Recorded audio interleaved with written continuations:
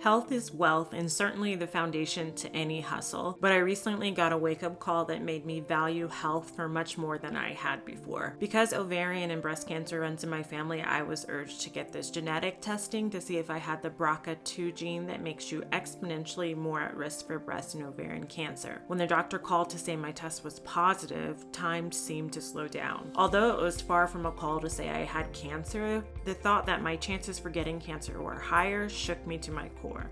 Thoughts of not being here for my beautiful babies instantly flooded my mind, and a fire was lit under my ass in that very moment to take care of myself like never before. Beyond the preventative surgeries I'm considering, my wellness journey became my top priority. There was no way I was going to partake in any lifestyle choices that made my risk for cancer any higher, and it really made me put my wellness habits under a microscope. So I looked at things I was doing and not doing, eating and not eating, drinking and not drinking, and I decided I'm no longer doing things that do not serve me. I made a decision to end my toxic relationship with things that I love that did not love me back. Stepping into my healthy woman era, I decided to pour into things that pour into me. So join me as I share the life-changing healthy habits that I have recently implemented. Because as Gandhi once said, it is health that is real wealth and not pieces of gold and silver. And before we jump in, I want to mention that these are just my new healthy habits that I'm implementing. And for all my habits, be sure to check out my daily non-negotiables video. Okay, let's start with how I've been pouring into my mind. When it comes to pouring into things that have been pouring into me, top of the list is definitely going back to therapy. This has been such a good decision for me. I'm going bi-weekly. I meet with my therapist virtually on Zoom, and it's been such a good experience. It's just helpful to bring the unconscious conscious and to have a second opinion to do that, someone that is outside of your head to help you put things in perspective, has been so nice to help me just reset and pour into my mind. I think I started about 6 months ago, and I am definitely happy that I took the plunge and did it. I've been in therapy before, but this has definitely been helpful as a mom just to have some me time. Another thing that I'm doing to pour into my mind and reset my health is to journal every day. This is not something I make a big to-do about. It's not something that I pull out some big journal and spend all this time, because quite frankly, I don't usually have that much extra time. So what I've been doing is just journaling at the bottom of my planner in the notes section on the daily pages. I'll write down any revelations that I have for the day, any quotes that I liked, any lessons that I learned in that day, or any journal prompts that I want to use. I have some manifestation journal prompts. I have some prayer journal prompts. And this is just really my way to make a quick and easy way to self-reflect throughout the day in a way that is easy for me, because it's built into my Mod Ambition planner. Like I said, just in the bottom there on the notes section in the daily planning pages is usually where I do this type of journaling.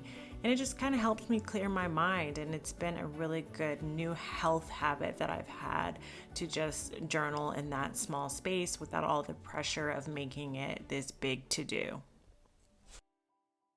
And then another thing I'm doing to pour into my mind, and this has come out of restarting therapy, is starting back doing mindfulness of thought meditation specifically. Meditation has always been part of my morning routine, but I've added it into throughout my day so that I can really stay conscious of my thoughts and not fall victim to over-identifying with my thoughts. And it's been really helpful to just help me clear my mind. Another habit that I've had to re-implement lately is really putting some boundaries on my social media use. I feel like I've been getting a little bit addicted to my phone. So one thing that I've been doing recently is really putting my phone away in the evenings. And even if I'm watching something, instead of scrolling on my phone, I can be mindful coloring or doing something else outside of just using my phone. And this has really helped me get away from that excess screen time at night when I'm not reading.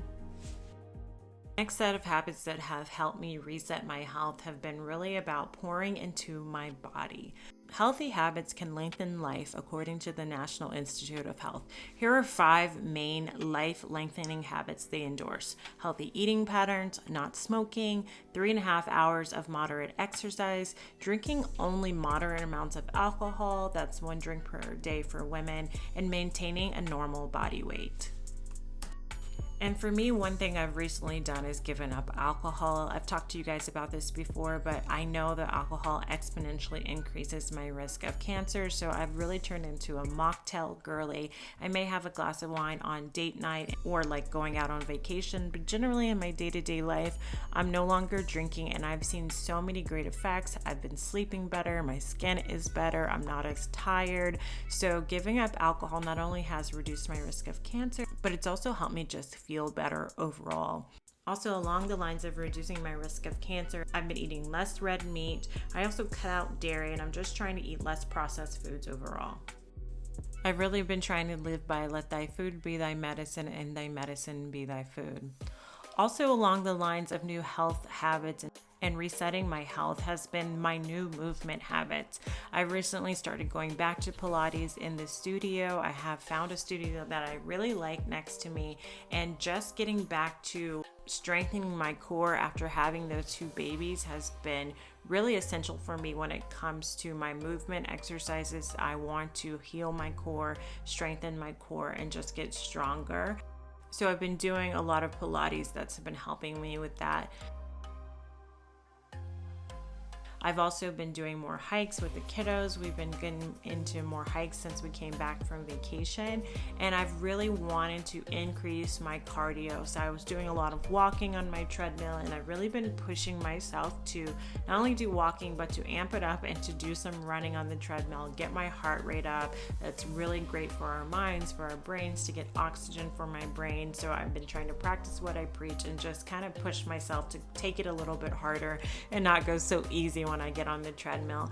I do like to do things like look at the nature scenes on the Peloton when I go. I usually start off with walking, and then as I get into it, probably about after 5 or 10 minutes, I will start pushing myself to go a little bit faster. I'll turn up the knob, and then I will start running.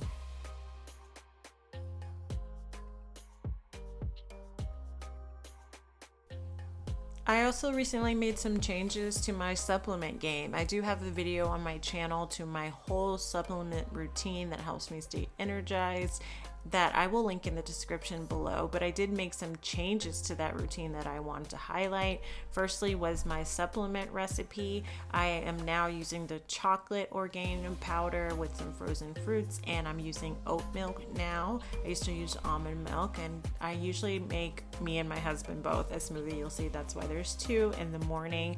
I also changed the saffron that I was using. I'm now taking it in gummy form because I was just taking too many pills before. Saffron is really good for your mood. This one also has vitamin D in it, and it's been proven to really help boost mood levels. I also changed the multivitamin that I was taking to this one.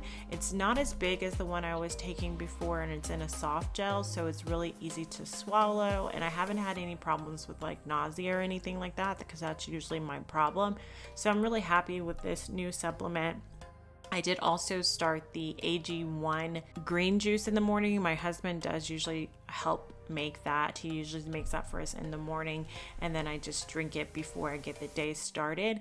It is something you have to get used to, but I am really happy that we went with it. I had been seeing the ads. They were bombarding me, and I finally got it. Another way that I am pouring into my body is I got this support pillow, which was I think about $40 on Amazon because I was having some shoulder pain. So mine is a little bit dirty because I had taken a nap with my makeup and tried to wipe it off. But essentially, this is a support pillow that's really good for ergonomics. And the good thing is, which I did after this video, is you can wash your pillow. You just unzip it, you can wash the cover and just snap it back on, and it has the memory foam inside. It took me a couple, I would say, days to get used to sleeping on it, but once I did, my shoulder pain actually went away, and my husband's neck pain went away. So that's been a really good health reset for us as well.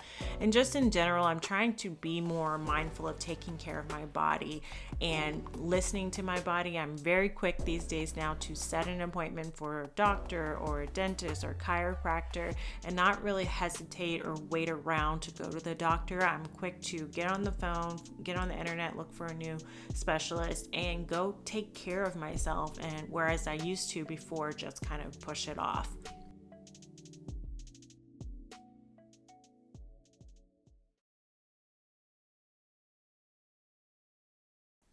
I've also implemented some new health habits to help me pour into my spirit. One of the things that I've been doing to pour into my spirit is reading for pleasure. So many times before, I would only read like business books or self-improvement books, and I recently just started back reading for pleasure, and it has been a game changer. I think I have gushed over the book Covenant of Water so much on this channel recently, and then I also read recently Cutting of Stone, and it's just been so nice to read for pleasure without the pressure of trying to learn as well. Another way I've been pouring into my spirit is just moving slow. And when I say slow, I mean really slow.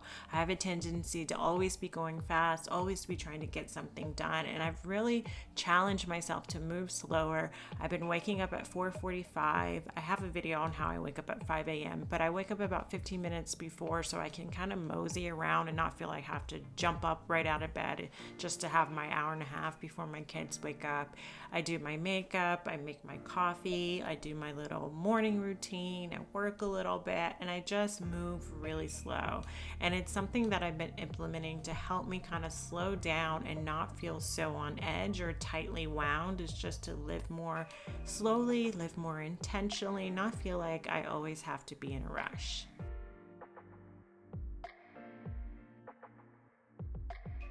And one of the things that's been helping me do that is starting later in my day when it comes to work and ending earlier. That way I don't feel such pressure to get everything done and just jump into work. I've been giving myself grace to mosey a little bit, water my plants before I start work, and then end a little bit earlier as well. Another thing that's really helping me pour into my spirit is taking my breaks. I usually put them into my daily planner pages in my Mod Ambition planner, but I like to go outside in nature during my work breaks so I can just slow down my day, take some deep breaths. If I can, I'll walk around my neighborhood. Otherwise, I'll just go in my backyard, take some deep breaths, or I'll go on my front porch and just rock a little bit like an old lady on our front porch in our rocking chairs. And I really just try to slow down and break up the day so my mind can kind of realize what's most important and not just be staring at the screen all day.